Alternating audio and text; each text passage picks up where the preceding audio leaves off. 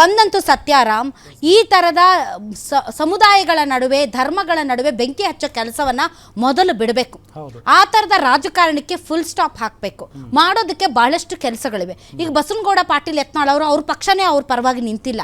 ಅವರ ಪಕ್ಷದ ಯಾವ ನಾಯಕರು ಅವ್ರ ಪರವಾಗಿ ಮಾತಾಡ್ತಾ ಇಲ್ಲ. ಅವರು ಮಾತನಾಡುವ ಭರದಲ್ಲಿ ನಾನು ಮೊಹಮ್ಮದ್ ಅಲಿ ಜಿನ್ನಾ ಅನ್ನಕ್ಕೆ ಹೋಗಿದ್ದೆ, ಆದ್ರೆ ಮೊಹಮ್ಮದ್ ಪೈಗಂಬರ್ ಅಂದುಬಿಟ್ಟೆ ಅಂತ. ನೀವು ಫುಟ್ಪಾತ್ ಅಲ್ಲಿ ಹೋಗುವಂತಹ ಸಾಮಾನ್ಯ ಮನುಷ್ಯ ಅಲ್ಲ. ಏನೋ ಹೇಳ್ಬಿಟ್ಟೆ, ಏನೋ ತಪ್ಪಾಯ್ತು ಅನ್ನೋದಕ್ಕೆ.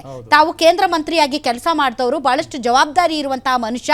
ವೈಯಕ್ತಿಕ ದ್ವೇಷದ ಅಡಿಯಲ್ಲಿ ನೀವು ಯಡಿಯೂರಪ್ಪ ವಿಜೇಂದ್ರ ಅವರನ್ನ ಬೈತೀರಾ, ಬೈಕೊಳ್ಳಿ, ಅದು ನಿಮ್ಮಿಬ್ಬರಿಗೂ ಸಂಬಂಧಪಟ್ಟಂತ ವಿಚಾರ, ನಿಮ್ಮ ಪಕ್ಷದ ಆಂತರಿಕ ವಿಚಾರ.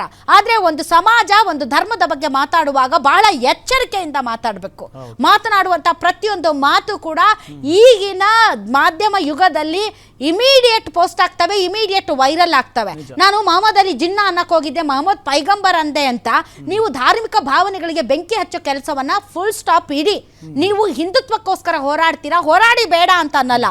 ಆದ್ರೆ ಬೇರೆ ಧರ್ಮದ ಜನರನ್ನಲ್ಲ, ವೈಯಕ್ತಿಕವಾಗಿ ಅವರು ಮಾಡ್ತಾ ಇರುವಂತ ಕೆಲಸ ಕಾರ್ಯಗಳನ್ನ ಟೀಕೆ ಮಾಡಿ, ಅವರು ಪಾಲಿಸುವಂತ ಧರ್ಮದ ಪ್ರವಾದಿಗಳನ್ನ ನೀವು ಟೀಕೆ ಮಾಡೋದ್ರಿಂದ ಕಾನೂನಾತ್ಮಕವಾಗಿ ತಮಗೆ ಹಿನ್ನಡೆಯಾಗುತ್ತೆ.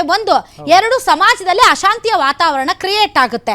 ಅವ್ರೇನೋ ಅಂದುಬಿಟ್ರು ಅನ್ನೋ ಕಾರಣಕ್ಕೆ ಇವರು ನಾವು ಹುಯಿ ಅಂತ ಪ್ರತಿಭಟನೆ ಮಾಡ್ತೀವಿ, ಕಾಂಗ್ರೆಸ್ ನಾಯಕರೆಲ್ಲ ನಮ್ಮ ಜೊತೆಗೆ ಬಂದ್ಬಿಡ್ಬೇಕು, ಇಲ್ಲಾಂದ್ರೆ ರಾಜೀನಾಮೆ ಕೊಡಬೇಕು ಅಂದ್ರೆ ನಾಳೆ ಹಿಂದೂಗಳು ಒಟ್ಟಾಗ್ತಾರೆ.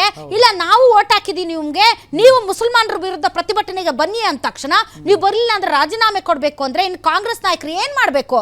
ಸರ್ಕಾರ ನಿಮ್ಮ ಹಿಂದೂಗಳು ಪ್ರತಿಭಟನೆ ಕರಿತಾ ಇದ್ದಾರೆ, ಮುಸಲ್ಮಾನರು ಪ್ರತಿಭಟನೆಗೆ ಕರಿತಾ ಇದ್ದಾರೆ ಅಂತ ಕೆಲಸ ಬಗ್ಸ ಬಿಟ್ಟು ಇವ್ರ ಹಿಂದೆ ಪ್ರತಿಭಟನೆ ಮಾಡ್ಕೋತ ಕೂತ್ಕೊಂಡ್ರೆ ಆಡಳಿತ ನಡೆಯುತ್ತೇನ್ರಿ? ನಾವು ಓಟ್ ಹಾಕಿದೀವಿ, ನಾವೇನ್ ಮಾಡಿದ್ರು ನೀವು ಬರ್ಬೇಕು, ನಾವು ಓಟ್ ಹಾಕಿದೀವಿ, ನಾವೇನ್ ಮಾಡಿದ್ರು ಬರ್ಬೇಕು ಅಂತಂದ್ರೆ ಆಡಳಿತ ನಡೆಯುತ್ತಾ? ಸಮಾಜದಲ್ಲಿ ಈ ರೀತಿಯಾದಂತಹ ಶಾಂತಿ ಕದಡುವಂತಹ ಯಾವುದೇ ಹೇಳಿಕೆಗಳಿಗೆ ಬೆಲೆ ಕೊಡಬಾರ್ದು, ನೆಗ್ಲೆಕ್ಟ್ ಮಾಡ್ಬೇಕು ಅಷ್ಟೇ. ಇವತ್ತು ಬಿಜಾಪುರದಲ್ಲಿ ಎಲ್ಲ ನಾವು ಹೋರಾಟ ಮಾಡ್ತೀವಿ, ನಾವು ಪ್ರತಿಭಟನೆ ಮಾಡ್ತೀವಿ, ನಾಳೆ ಹಿಂದೂಗಳು ಪ್ರತಿಭಟನೆ ಮಾಡ್ತಾರಪ್ಪ. ಹಿಂಗೆ ಆಗ್ತಾ ಹೋದ್ರೆ ಎಲ್ಲಿಗೆ ಹೋಗುತ್ತೆ ಇದು? ಯಾರೋ ಕೊಟ್ಟಿದ್ದಾರೆ ಹೇಳಿಕೆ, ಅವ್ರ ವಿರುದ್ಧ ಕಾನೂನು ಹೋರಾಟ ಮಾಡಿ ಸಮಾಜದಲ್ಲಿ ಅಶಾಂತಿ ಕ್ರಿಯೇಟ್ ಮಾಡುವಂತಹ ಯಾವುದೇ ಸಮಾವೇಶ, ಪ್ರತಿಭಟನೆ, ಹೋರಾಟಗಳು ಅದಕ್ಕೆಲ್ಲ ಬ್ರೇಕ್ ಹಾಕಬೇಕು. ಇದಕ್ಕೆ ಪೊಲೀಸ್ ಇಲಾಖೆ ಸೇರಿದಂತೆ ರಾಜ್ಯ ಸರ್ಕಾರ ಕೂಡ ಗಮನ ಹರಿಸಬೇಕು. ಇಂಥವೆಲ್ಲ ಮುಂದಕ್ಕೆ ನಾನು ಭಾಳ ಮುಂದುವರಿತಾ ಇದ್ದೀನಿ. ನಾವು ಏನೇನೇನೋ ಭಾಳಷ್ಟು ಸಮಸ್ಯೆಗಳಿವೆ, ಅದ್ರ ಬಗ್ಗೆ ಮಾತಾಡ್ಬೇಕಪ್ಪ.